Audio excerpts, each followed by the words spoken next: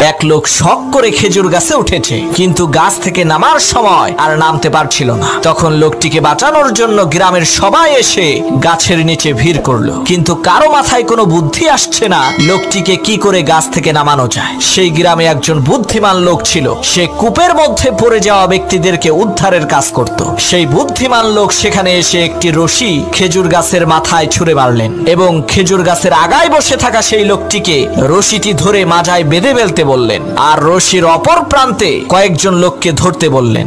বুদ্ধিমান লোকটির কথা মতো তারা রশিটিকে ধরলেন। হঠাৎ করে সেই বুদ্ধিমান লোক বলল, এখন টান মারো। লোকেরা রশি ধরে টান দিল, সাথে সাথে সেই খেজুর গাছে থাকা লোকটি মাটিতে পড়ে মারা গেল। তখন গ্রামের লোকেরা বলল, আপনি এটা কেমন কাজ করলেন? লোকটা মরে গেল।